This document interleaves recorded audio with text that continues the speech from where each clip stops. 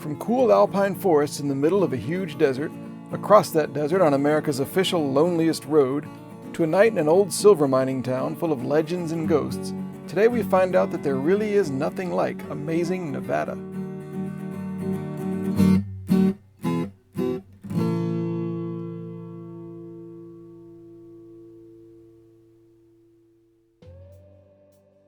Dinner at Kerouac's in Baker, Nevada was good yesterday, so we had breakfast there today. Excellent food to give us the energy to explore Great Basin National Park. We said goodbye to Stargazer Inn and went to the main visitor center just outside the park boundary. Thanks to the cool displays and the brochure, we learned how huge the Great Basin is. From Great Salt Lake in Utah across pretty much all of Nevada and into California, Idaho, and Oregon.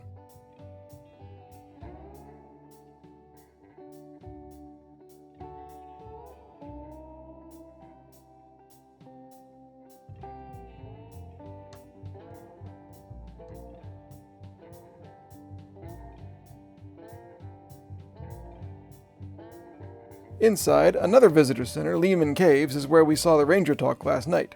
It was open today, and, while they didn't have any tokens, they did have a basket of trilobite fossils. Why not?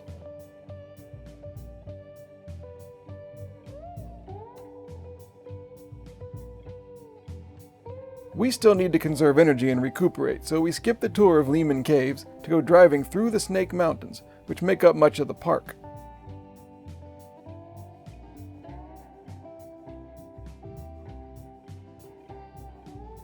Great Basin National Park and the Snake Range is, as the brochure aptly puts it, a mountain island in a sea of sagebrush. Hundreds of miles of flat, dry desert extend in every direction, but here in the park the air is cool, and there are alpine trees and even snowy peaks, and plenty of hairpin curves on the way to the top. It's a shame that this is one of America's least known NPS sites.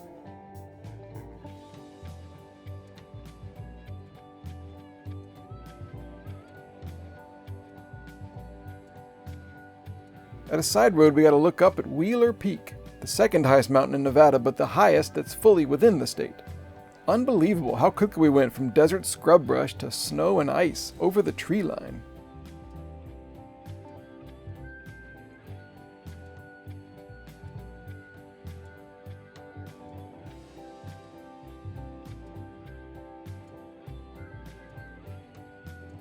At the end of Wheeler Peak Scenic Drive is a sort of wonderland of bright green trees with white trunks, patches of snow unthinkable 20 minutes earlier, and sparkling mountain streams. This is my favorite type of nature to be in.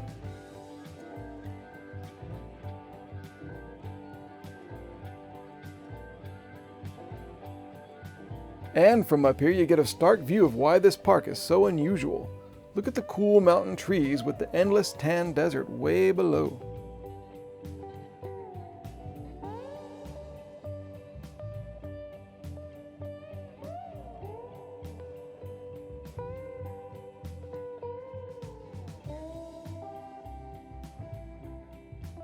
The road back down to the desert was as fun as the road up was, and by the end it was seeming strangely familiar somehow.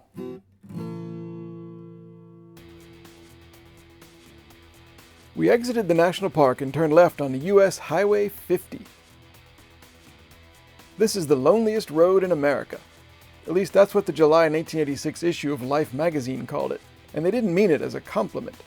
Nevada tourist authorities liked the phrase, though, and they took it back, and that is now the proud official designation. America's loneliest road is long, often straight, and goes through endless miles with not too much around, which is what makes it so cool. The magazine said, quote, "There are no points of interest."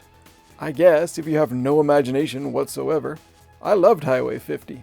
The blue sky, the sense of open space, the Nevada-shaped signs explaining the history of silver mining and ghost towns, and always dusty flatlands and views of the occasional dramatic mountain range. Highway 50 gives you time to just sit back and think, absorbing the landscape as you go.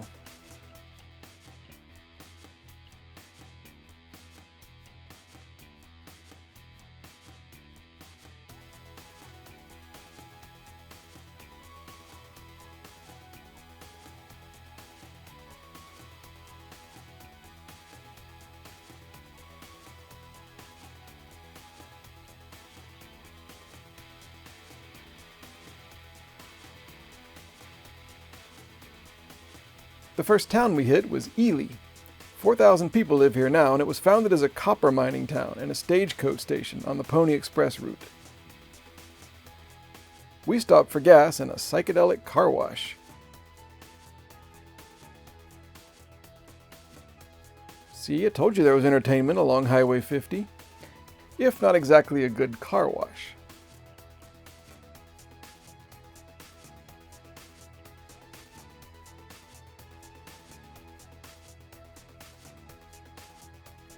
After Ely, we left America's Loneliest Road and actually got on Highway 6, aka the Grand Army of the Republic Highway.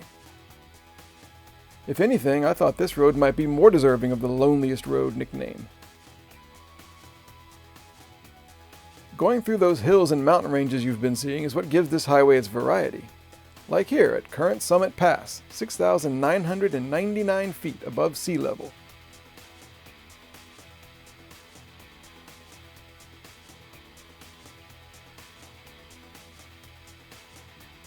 On Highway 6 you alternate between those higher hills and the rugged flat areas in the basin below. Nevada just overflows with character.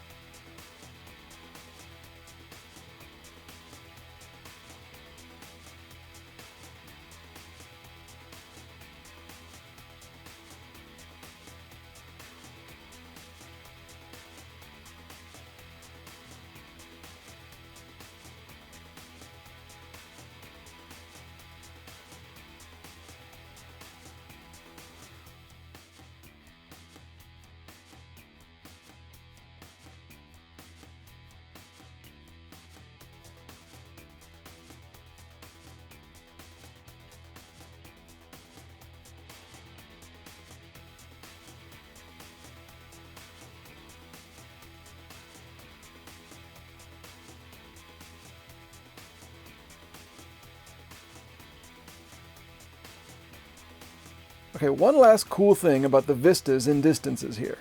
I loved this. Rest area 1 mile. And it's clearly visible 1 mile down the road.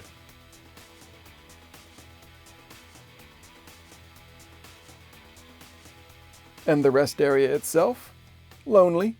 And I mean that as a compliment.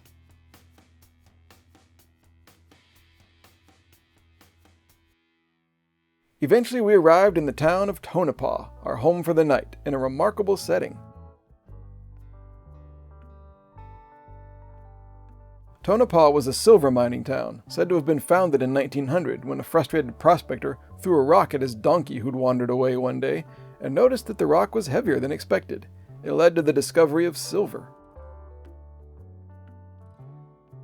Now about 2,500 people live in Tonopah, and our room was at the Mizpah Hotel, which was built in 1905 and was, for a time, the tallest building in all of Nevada. And it's still grand and impressive. Old West interiors, dark wood and ornate furnishings, and the legend of the Lady in Red. The staff explained to me that if you see her ghost in your room, you get a discount. No such luck in our room, although I did notice the staff in the hall later, carrying a Lady in Red mannequin and consulting a clipboard.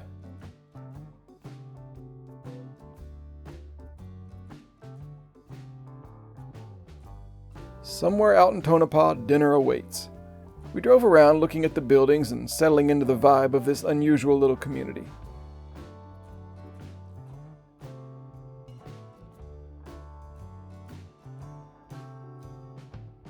Somewhere past the Clown Motel, built next to a cemetery and also said to be haunted, we ended up at an inviting-looking place called Tap Room.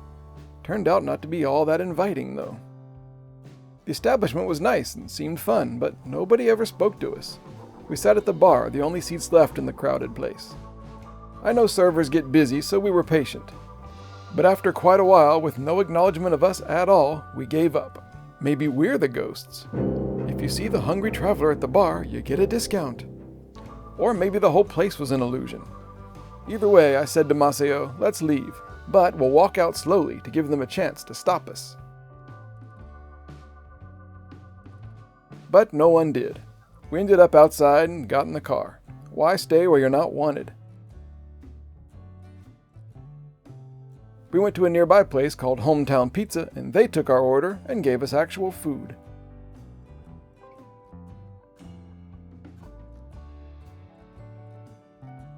I loved being in a classic hotel full of ghosts and antiques in the middle of the Nevada desert, a heavy stone's throw away from the old silver mines.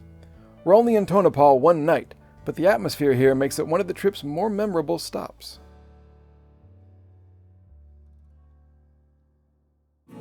Tomorrow we steal some money from a Tonopah gas station, legally, and hightail it out of Nevada to visit highlight after highlight in one of America's greatest national park destinations of all, Death Valley.